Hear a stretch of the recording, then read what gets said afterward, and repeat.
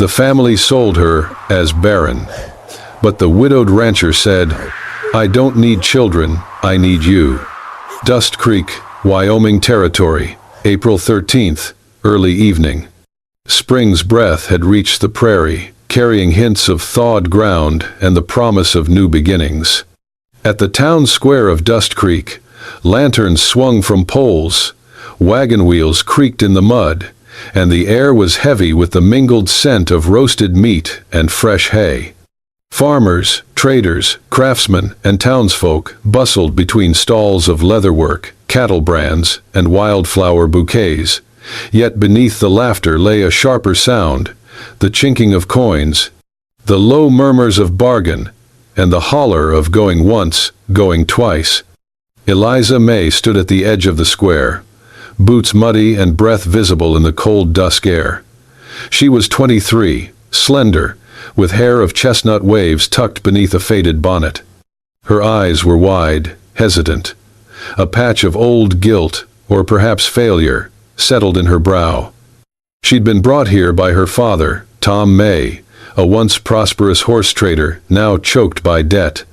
Behind her, her father cleared his throat, threw back his shoulders, and presented her like one might present a horse or a steer. He announced loud enough for all to hear, "Ladies and gentlemen, here we have a woman skilled in housekeeping, cooking, and needlework. She cannot bear children. But if you need someone who'll stand by your hearth, take a look." The words landed like a slap in Eliza's chest. Whispers rippled through the crowd. Men in dusty hats nudged one another. Women pulled children behind skirts. Cattle lowed. Her father continued, "Half the price of a steer, folks. No grand promises, but someone who knows how to keep the ranch running. Anyone willing to take her tonight?" Eliza swallowed. Her cheeks burned from shame, the spring wind doing nothing to cool the sting.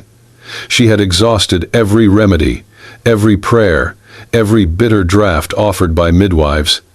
And because she could not give her husband a child, she'd been returned home on the very day the younger woman arrived at his door.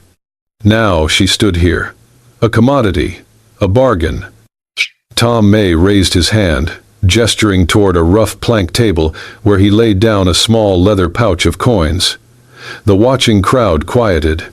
Then Garrett Cole stepped forward from the edge of the throng. He was broad-shouldered, strong-jawed, 35, with lines of grief etched in his weather-bronzed face. He was known in the county as a widower, wife and only son lost to fever several years ago, and someone who kept his distance from idle gossip.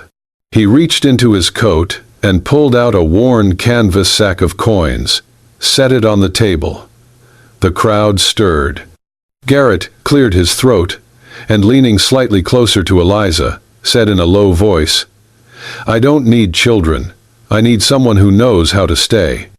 The coins clinked on the board. A hushed silence spread. Tom May's eyes flicked between Garrett and the bag, then he nodded curtly. Eliza's heart pounded, uncertain if this act meant freedom or another kind of captivity. She looked at Garrett, his eyes steady, kind but guarded. He offered her no ring, no loud promise, no showy gesture, just a quiet nod. The crowd exhaled. Some shifted uncomfortably, others stepped away. Eliza remained frozen, boots anchored in the mud, bonnet trembling slightly on her head. Garrett turned away without looking back. He said quietly to Eliza, "If you're willing to stay," and walked toward his horse. Eliza stared at his back, the words echoing in her mind. Stay. And she wondered, stay and be valued, or stay and be owned? She glanced at her father, his pale face, his regret. The crowd dissipated. The lanterns swung with the wind. The spring music faded into the holler of carts leaving. Eliza took one step, then another. Garrett's saddle creaked. The horses stamped in the mud.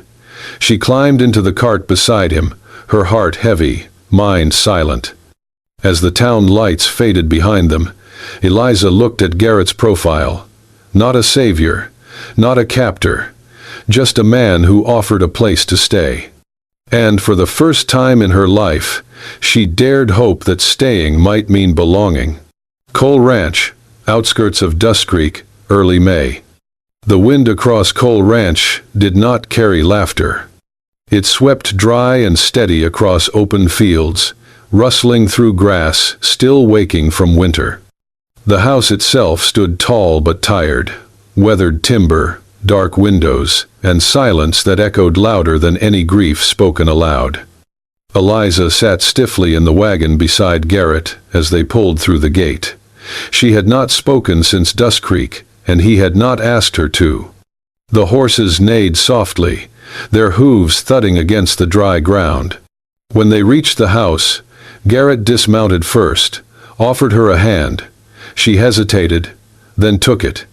His grip was firm, not demanding. As she stepped down, her eyes swept the porch. A rocking chair swayed gently in the breeze. From behind the door, it creaked open. An older woman stood there, gray-haired, with a shawl wrapped tight across her shoulders and suspicion in her eyes. She said nothing, only looked Eliza up and down. Garrett spoke first. "Mother, this is Eliza. She'll be living here." The old woman's eyes narrowed. "Living? What for?" Garrett didn't flinch. "To help, that's all." She sniffed and turned away without another word. Inside, the house was clean but joyless. No portraits on the walls, no children's toys, just order and absence. Garrett showed Eliza to a room at the end of the hall. "This was used for guests," he said. "Sheets are clean. You'll find what you need." He lingered a moment at the doorway. Then, as if remembering something, stepped out and returned with a folded wool coat, soft, stitched with fading floral thread. "My wife wore this in winter," he said, placing it gently on the bed. "Thought you might need it." Eliza ran her fingers across the seams. She nodded. "Thank you." Garrett paused at the door again. "You're not here to replace anyone. And I won't ask you to." That night, Eliza sat on the edge of the bed in silence. She didn't cry. She didn't unpack.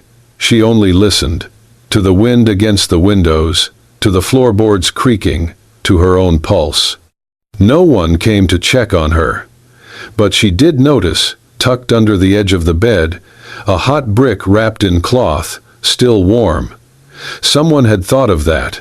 The days passed without ceremony. Eliza worked with her head down. She swept, mended clothes, helped with chickens. She didn't laugh. No one did in that house. But neither did anyone stop her from trying to make something useful of herself. At breakfast, Garrett barely spoke. His mother watched her like a fox watches fences. One morning, the older woman finally spoke. "You don't smile much, do you?" Eliza looked up from the stove. "I was not brought here to smile." "No," the woman muttered. "You were brought here because no one else would have you, not after you failed at being a wife." Eliza's hands stilled over the frying pan.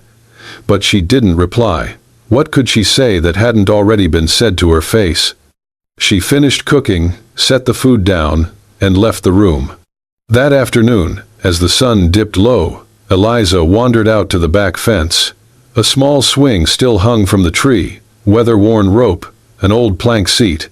She sat there, hands gripping the wood, eyes distant. Garrett came to her side some minutes later, holding a small pail of feed. "Chickens need you tomorrow," he said. "I've got to ride out." She nodded. He hesitated. "Mother, she means well, in her way, but her mind's set on bloodlines." "She thinks I'm just a placeholder," Eliza murmured. Garrett didn't deny it, but he said, softly, "I don't." Then he walked away. That night, Eliza sat at the window in her room, the wool coat over her shoulders, the hot brick warming her feet again. Outside, the ranch was dark, except for the light of the barn lantern swinging gently in the wind. The house remained silent. But silence, Eliza was starting to learn, was not always emptiness.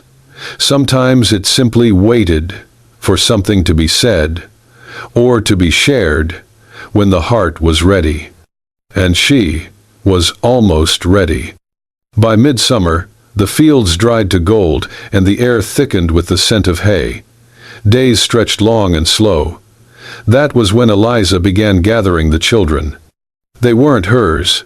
Most had no one. Or worse, people who'd stopped caring.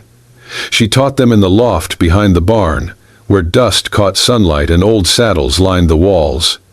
There were no desks, just crates and burlap cushions. But the children came, every morning like clockwork. Garrett never said a word about it. But one day, Eliza noticed the wagon tracks looping wider, reaching the edge of the Miller farm, where two barefoot brothers lived alone. They came the next day, cheeks smudged, eyes wide. No one asked who sent them. She taught them letters. Let them trace words in ash. Read aloud stories of wild horses and faraway lands. Her voice, once so unsure, grew stronger with each lesson. The laughter of children returned to the air, not loud, not constant, but enough to remind the wind that someone was still here. One afternoon, while baking for the children, Eliza forgot to watch the hearth. Smoke billowed from the oven, and when she opened the door, flames licked the edge of the pan. She rushed to douse it, heart pounding. The biscuits were black, uneaten. That evening, she set the burnt tray outside.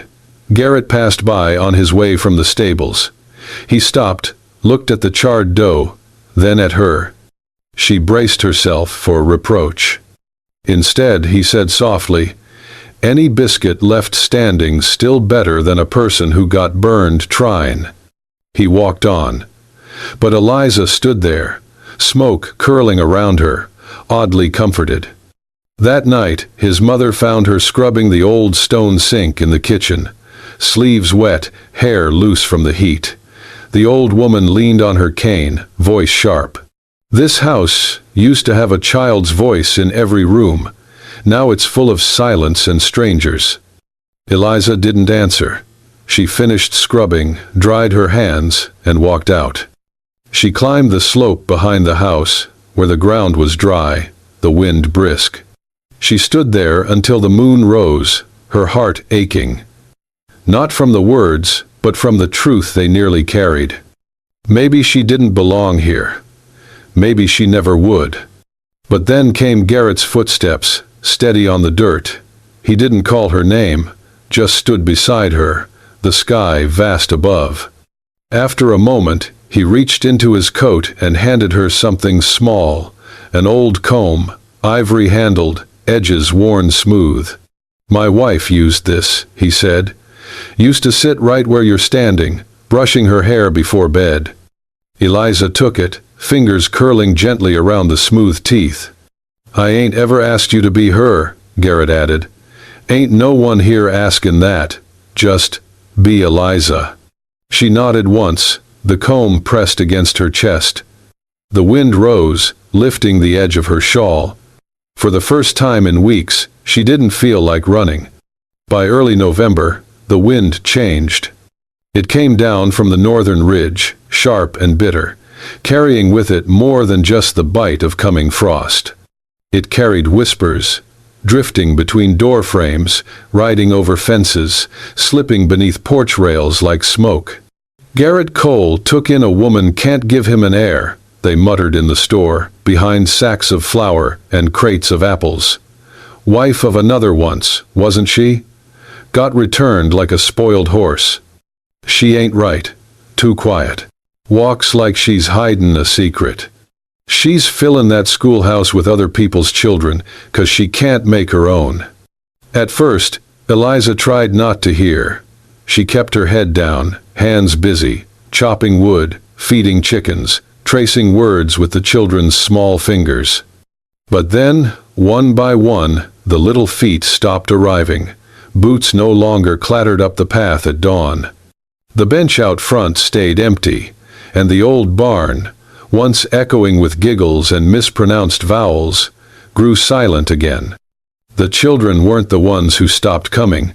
It was their parents, holding tight to pride and poison, unwilling to let their kids be shaped by a woman they deemed broken. Garrett noticed. He didn't ask. Just watched as Eliza stood longer each morning on the porch, basket in hand, waiting for no one. Then turning, stepping back inside like nothing had changed. But it had. One cold afternoon, on her way back from town with a sack of salt and a bolt of fabric, Eliza took the narrow trail near the mill.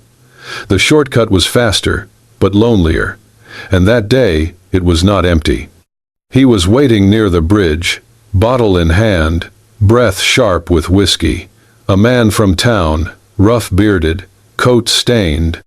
"Well, if it ain't the one they tossed out," he sneered. "Garrett pick you up like a stray mutt. You warm his bed, or just his barns." Eliza froze. Her heart thudded, but she stood her ground. "Don't say a word," he warned, taking a step forward. "Just wanted a look at the one ain't woman enough to keep a man. Twice now." Before he could step closer, hoofbeats rang out on the trail. Garrett, silent as shadow, swung down from his horse. He said nothing, didn't even glance at the drunk. Just moved to Eliza's side, checked her hands, her eyes, then turned and held the reins out. "Come on." She climbed up without a word. Garrett mounted behind her, his presence solid, the heat from his coat warming her spine as they rode. They didn't speak until the house came into view. Then, still holding the reins, Garrett said quietly, "People talk about what they don't understand. That's what fear does." Eliza didn't answer. "But you," he added, "you understand what I need, and that's more than any of 'em ever did." She turned her head slightly, enough to catch his eyes. It wasn't comfort he offered. It wasn't defense or apology. It was trust, and it was steady. That night, Eliza lit the lamp in the barn, though no children came. She sat on a bale of hay, traced her fingers over the names on the old attendance ledger. One by one, she closed the book. Not in defeat, but in quiet defiance. She would still teach, someday, someone, but tonight, she would rest in the safety of silence, in the strength of being seen not for what she lacked, but for what she chose to give. The rains arrived without warning. One morning, the air hung heavy, the wind low and damp. By noon, clouds rolled in like tired giants, dragging shadows over the fields. The earth soaked it up greedily, but the rain didn't leave. It stayed, and stayed, until every corner of the land dripped and softened.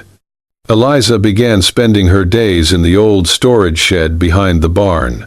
Once used for tools and forgotten barrels, it had long since gone quiet. She swept the floor, patched holes in the roof with tarp and nail, and measured the walls with her eyes. It could be a place for the children, she thought, a warm corner to learn when the weather turned cruel. While clearing a stack of warped crates, she found it. A wooden chest, stained dark with age, its brass latch rusted shut. The key had long since disappeared, but the hinges surrendered with a firm tug. Inside, the smell of cedar and thyme rose like a breath. And nestled among yellowed linens and brittle papers lay a single book, thick, leather-bound, with the name Cole etched across the cover in a hand long dead. It was the family ledger, the kind passed down through generations, holding not gold or secrets, but names written in ink and care. Births, deaths, marriages, joys, sorrows. Eliza flipped through it, page after page, tracing names she had never heard aloud. Garrett's ancestors, brothers, aunts, even stillborn infants marked with a cross. Near the back, she found Garrett's name. Next to it, his wife's, Martha Cole, married 1800, and 79. One child, Thomas, born and died within the same winter. And beneath that, one final line, barely legible, awaiting a seed of life. But the words had been crossed out in ink. Once, then again, as if to erase even the idea. Eliza stared at the page, her breath slow. The rain ticked gently against the tin roof above. She reached for a pen, her fingers trembling. She could write it, just her name. A small mark, a sign that she belonged to this place. But she hesitated, hovered, then closed the book. Not yet. That evening, the rain worsened. Garrett came in late from the field, soaked through. By nightfall, fever had taken hold. He lay still in bed, sweat clinging to his hair, breath ragged. Eliza sat beside him, wringing cloths, changing the water. She did not speak, did not cry.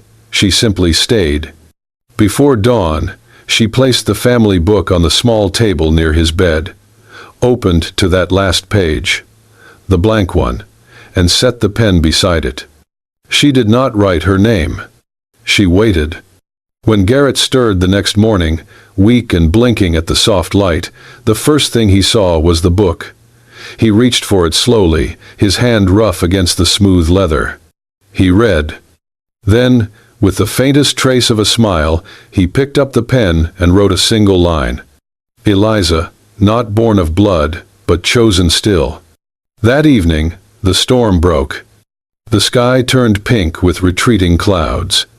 Eliza came to the table, drying her hands on her apron, and stopped when she saw it. Garrett was already seated.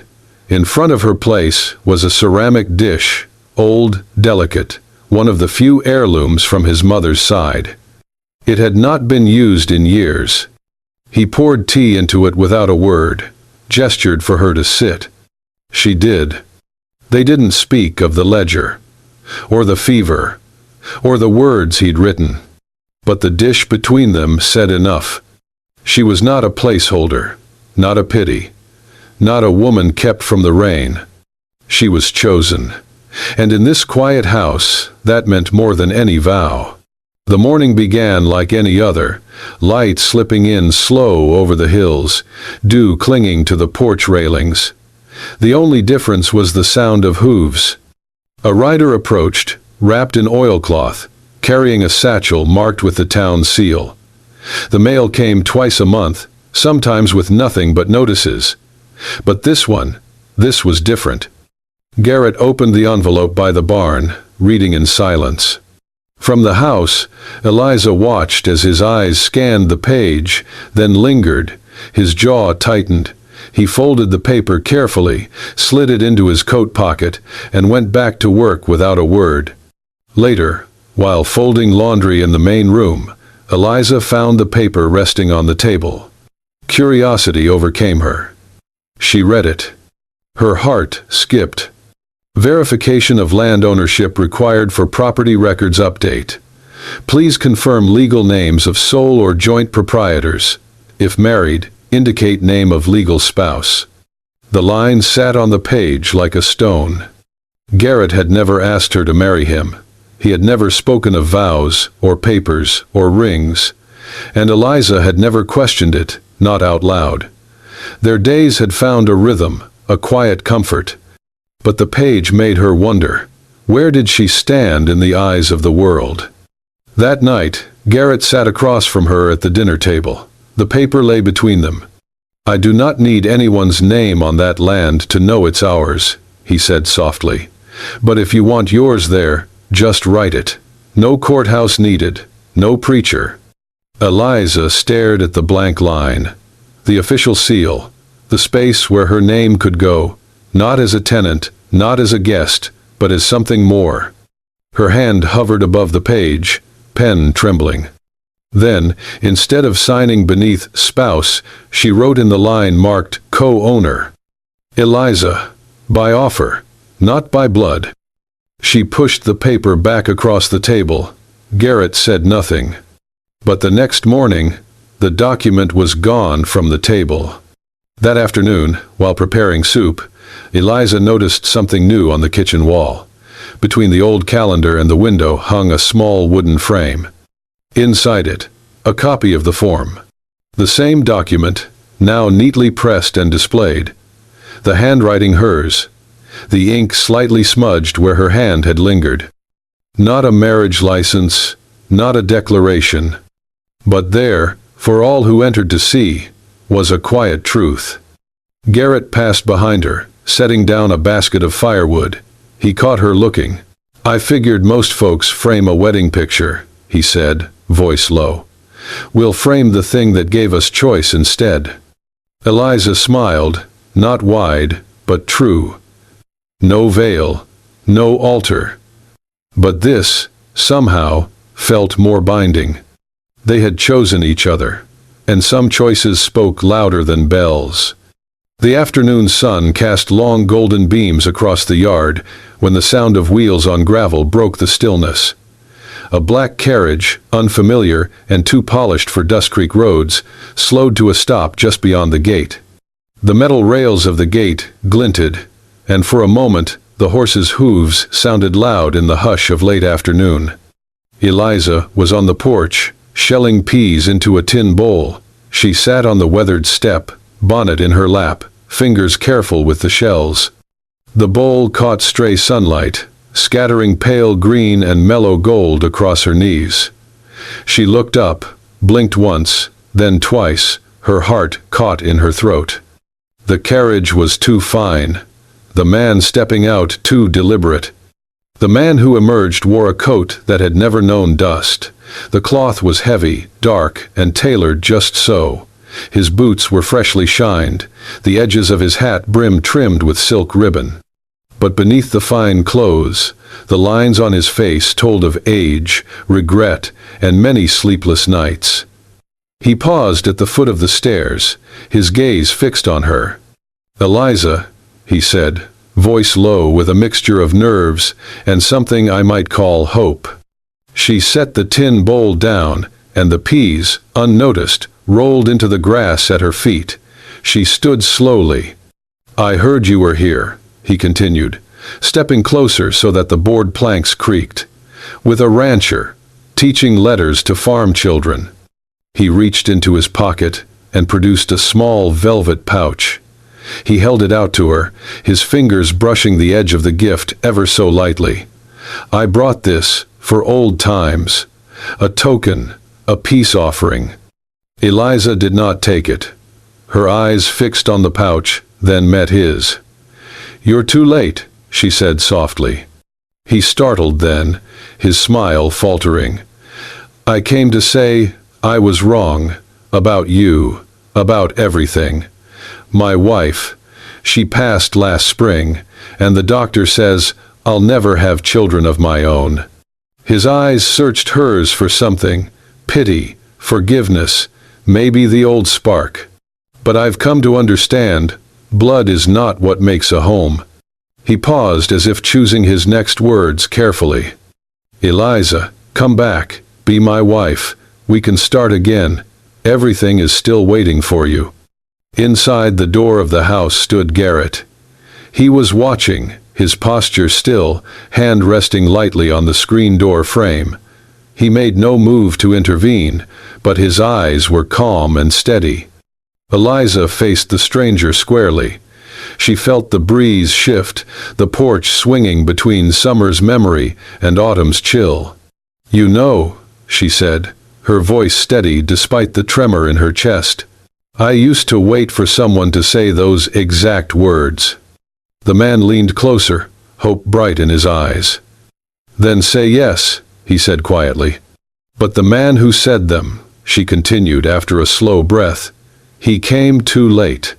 His face fell, the velvet pouch slipping from his fingers to the boards. Her words hung between them like dust in the light. Behind her, the screen door creaked.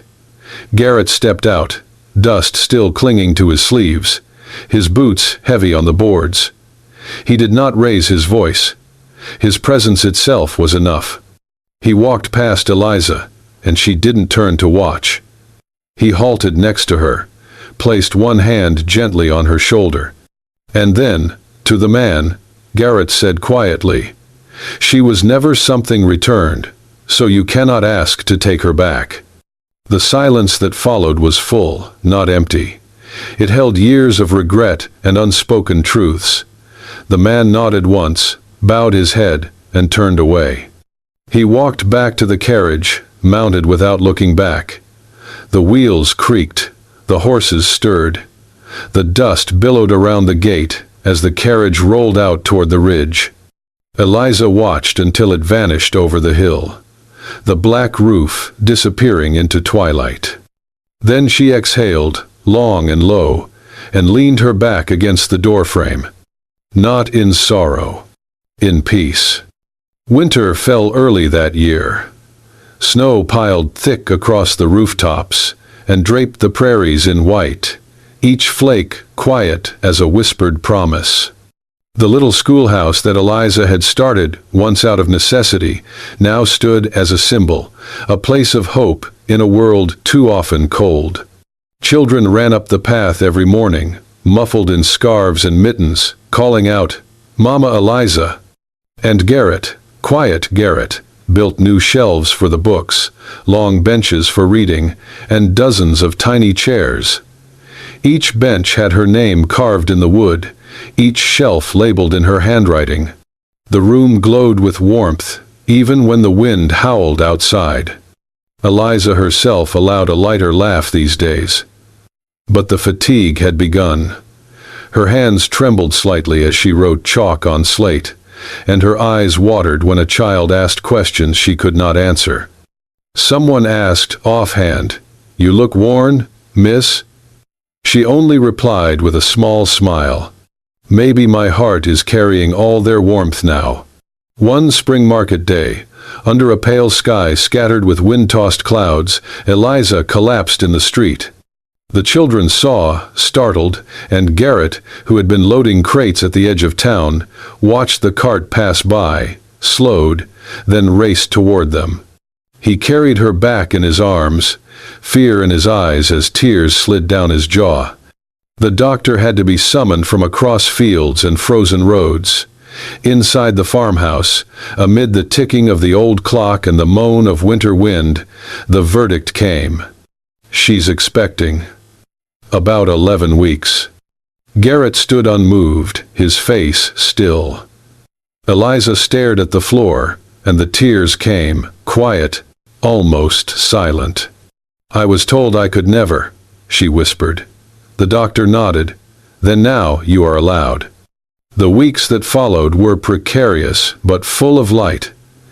Garrett planted pear trees outside the porch, 3 young saplings which he called Hope Orchard. Eliza read books about motherhood, about birth and lullabies, though her voice was still soft and uncertain. On the classroom wall, children taped drawings, tiny hands holding big hearts, babies wrapped in quilts, flowers blooming under snow. It wasn't grand or perfect, it was sacred. And then came the night. The wind flared, the rain lashed the windows, the horizon cracked with thunder. Eliza clutched Garrett's hand. The doctor had been delayed. The barns shook under the storm's breath. In that overturned moment, Garrett guided her. His arms steadied, his voice quiet but firm.